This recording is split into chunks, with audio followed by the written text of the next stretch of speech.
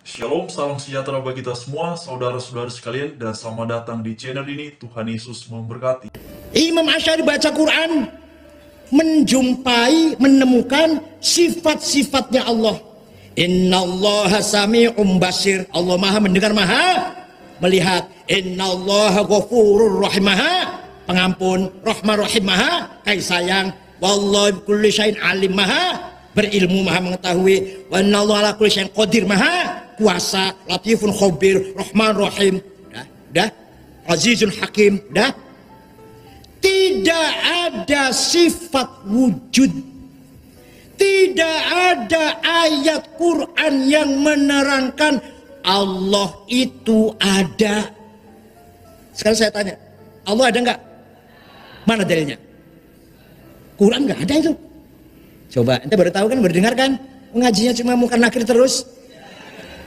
Nah, menurut Imam Asy'ari gimana? Nah ini, kita ini sebenarnya tidak ada, tapi kita ini diadakan oleh yang ada. Yang ada sebelum lapal ada, itu ada, sudah ada. Bahkan kita menggunakan lapal ada karena ada yang ada, atau kita menggunakan lapal tidak ada karena ada yang ada. Maka yang ada hanyalah yang ada. Pasti nggak paham? Anak apa artinya? Aku. Anta, engkau. Huwa, dia. Silahkan dipakai. Silahkan dipakai. Ana Said, ana Khalid, ana Hasan, ana Abu Bakar. Silahkan. Ana Fatimah, ana Halimah. Dipakai silahkan. Tapi itu tidak selama-lamanya.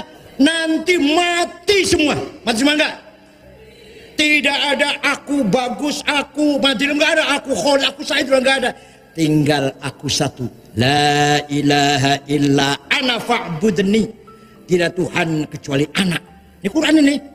Tidak ada Tuhan kecuali aku. Kecuali aku. Bukan aku bagus, bukan aku Madinah, bukan aku Khalid, bukan aku ini, bukan. Aku Allah. Berarti la wujuda illa ana. Tidak ada yang ada kecuali aku. Nah, anta, kamu Khalid, kamu Bakar, kamu Suroso, kamu Solikin, kamu Soekardi, kamu Fatimah, kamu Dewi, kamu Dian, mati semua. Tinggal engkau satu yang enggak mati. La ilaha illa anta subhanaka inni kuntu minadh dhalimin. Tidak Tuhan kecuali engkau. Bukan engkau Madinah, bukan engkau Khalid, bukan engkau Hasan. Engkau siapa? Itu artinya la wujuda illa anta. Tidak ada yang ada kecuali engkau. Begitu pula huwa. Dia Khalid, dia Solikin, dia siapa, dia Hasan, dia Fatimah, dia Badriyah, dia Halimah, mati semua. Tinggal dia satu yang enggak mati. La ilaha illa huwal hayyul qayyum. Tidak ada Tuhan kecuali huwa, dia. Artinya la wujuda illa huwa. Tidak ada yang ada kecuali dia. Dia siapa? Ayo, berarti yang ada cuma. Kalau gitu berarti sifat Allah nomor satu adalah sifat. Nih, kalau nggak Imam Asy'ari nggak tahu kita bahwa itu Allah sifat wujud. Kalau hanya Quran saja nggak tahu. Tahunya cuma Sami'un, Basirun, Alimun, Qadirun. Sama apa lagi? Azizun, Ghafur, Rahim. Dengan ikut Imam Asy'ari kita tahu bahwa Allah punya sifat ada. Yang jawab yang keras, punya sifat. Baik, saudara-saudara semuanya, demikian penjelasannya sebagaimana sudah kita dengarkan secara bersama-sama, dan memang ceramah beliau ini sempat viral sekali beberapa waktu yang lalu, dan karenanya pada kesempatan ini saya tidak mau mengomentari terkait dengan ceramahnya beliau, tetapi saya mau mengajak kita semua melihat topik tersebut dalam konteks beriman, dalam konteks keyakinan kita sebagai orang-orang yang beragama Kristen. Jadi pembahasannya kita fokus pada iman kita, dan karenanya mari kita perhatikan di dalam kitab Wahyu pasal pertama, yaitu pasal 1 ayatnya yang pertama sampai ayatnya yang ketiga, dan juga pada ayatnya yang ke-8, dan beberapa ayat-ayat Alkitab lainnya yang akan kita diskusikan ataupun bahas pada kesempatan ini. Karena itu mari silakan saudara-saudara semuanya berikan tanggapan di kolom komentar yang sudah tersedia. Dikatakan bahwa inilah wahyu Yesus Kristus yang dikaruniakan Allah kepadanya, supaya ditunjukkannya kepada hamba-hambanya apa yang harus segera terjadi. Mari kita lihat selanjutnya. Dan oleh malaikatnya yang diutusnya, ia telah menyatakannya kepada hambanya Yohanes, Lalu pada ayat yang kedua dikatakan bahwa Yohanes telah bersaksi tentang firman Allah dan tentang kesaksian yang diberikan oleh Yesus Kristus, yaitu segala sesuatu yang telah dilihatnya. Berbahagialah ia yang membacakan dan mereka yang mendengarkan kata-kata nubuat ini, dan yang telah menuruti apa yang ada tertulis di dalamnya, sebab waktunya sudah dekat. Jadi mari kita melihat dulu saudara-saudara semuanya.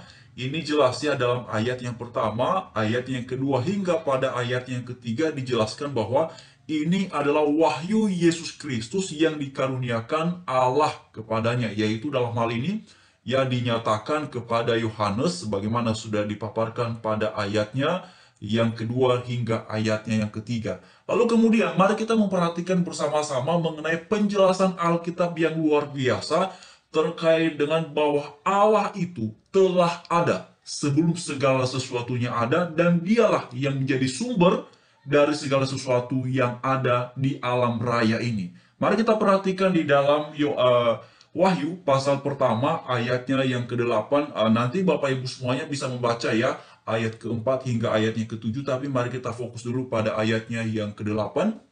Dikatakan bahwa seperti yang Bapak Ibu semua perhatikan, aku adalah Alfa dan Omega, firman Tuhan Allah yang ada dan yang sudah ada dan yang akan datang, yang maha kuasa. Luar biasa, puji Tuhan saudara-saudari semuanya.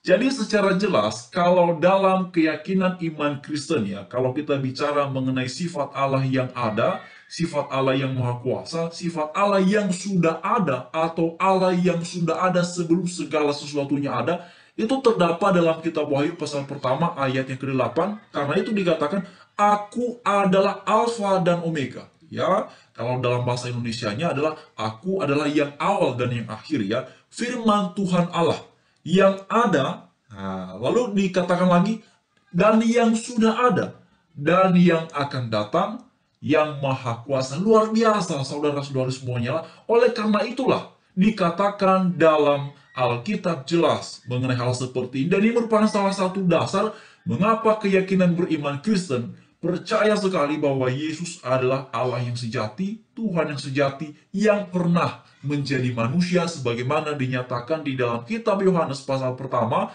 ayat yang pertama juga pada ayatnya yang ke-14, firman yang menjadi manusia. Luar biasa, puji Tuhan saudara-saudara semuanya ya. Lalu kemudian mari kita memperhatikan lagi di dalam bagian yang lain ya. Kolose pasal pertama ayatnya yang ke-16 ini juga menjelaskan tentang Yesus sudah ada sebelum segala sesuatunya ada, bahkan dikatakan segala sesuatunya itu ada karena dicipta di dalam Dia yang sudah ada sebelum segala sesuatunya ada. Nah, sekarang mari kita perhatikan Kolose 1 ayat yang ke-16 dikatakan bahwa karena di dalam Dialah telah diciptakan segala sesuatu yang ada di sorga dan yang ada di bumi, yang kelihatan dan yang tidak kelihatan, baik singgasana maupun kerajaan, baik pemerintah maupun penguasa. Segala sesuatu diciptakan oleh Dia dan untuk Dia. Puji Tuhan saudara-saudari semuanya. Apa kata Alkitab? Bahwa di dalam Dialah segala sesuatu yang ada di sorga pun maupun yang ada di bumi ini, itu diciptakannya di dalam Kristus, di dalam Tuhan Yesus. Jadi ini salah satu bukti lain yang dipaparkan oleh Alkitab tentang keberadaan Tuhan Yesus sebelum segala sesuatunya ada. Karena itulah ketika ada yang berkomentar bahwa Yesus itu dicipta, bahwa Yesus itu adalah manusia biasa, bukan Tuhan, dan segala macamnya, itu tentu pernyataan yang mungkin muncul karena pertama, ketidakmengertian tentang pernyataan Alkitab. Yang kedua, ya karena memang berpikirnya, berkeyakinannya seperti itu, tetapi semuanya berorientasi pada tidak mengerti bahwa Alkitab sebenarnya sudah memberikan jawaban mengenai pertanyaan, mengenai keraguan-keraguan yang seperti itu. Jawabannya jelas dalam Alkitab bahwa Yesus telah ada sebelum segala sesuatu ada, bahkan segala sesuatu yang ada hari ini, yang kita saksikan hari ini, maupun yang sebelum-sebelumnya dan yang akan datang, itu ada karena dicipta, diadakan di dalam Dia. Puji Tuhan. Lalu kemudian dalam Yohanes pasal 8 ayatnya yang ke-58 dikatakan bahwa kata Yesus kepada mereka, Aku berkata kepadamu, sesungguhnya sebelum Abraham jadi, aku telah ada. Ini menarik saudara-saudari ya. Ini adalah cara Yesus yang luar biasa menyatakan bahwa dia adalah Allah yang menjadi manusia kepada para pemuka agama Yahudi pada masa itu. Makanya ketika para pemuka agama Yahudi mendengar penjelasan dari Tuhan Yesus pada masa itu, mereka menjadi marah, ya. Mereka menjadi marah, saudara-saudari ya. Nanti saudara-saudari bisa membaca ayat dari 40-an sampai ke 38 dan beberapa ayat lainnya yang menjelaskan tentang hal seperti ini. Tetapi inilah cara Tuhan Yesus yang luar biasa, dan ini cara yang paling relevan ketika Tuhan Yesus menyatakan dirinya adalah Allah yang sejati, Allah yang menjadi manusia kepada para pemuka agama Yahudi, karena mereka mengerti maksud dari ungkapan itu. Nah, itu dia saudara-saudara semua. Jadi, mari terus bertumbuh dalam iman kepada Tuhan Yesus, dan mengenai yang sudah dijelaskan oleh Pak Kiai Haji ya, Said Akil Siroj ya, beliau memang luar biasa sekali ya, salah satu pemikir yang luar biasa ya. Beliau ini juga pemuka agama, dan apa yang disampaikannya itu biarlah itu dalam konteks keyakinannya beliau ya. Tetapi topik yang beliau sampaikan ini saya mau bahas dalam konteks perspektif iman kita sebagai orang Kristen. Jadi topiknya saja yang mau saya lihat mengenai penjelasannya beliau, yaitu kembali kepada apa yang beliau sampaikan, tetapi topiknya kita melihatnya saya sampaikannya dalam konteks beriman beragama Kristen. Terima kasih.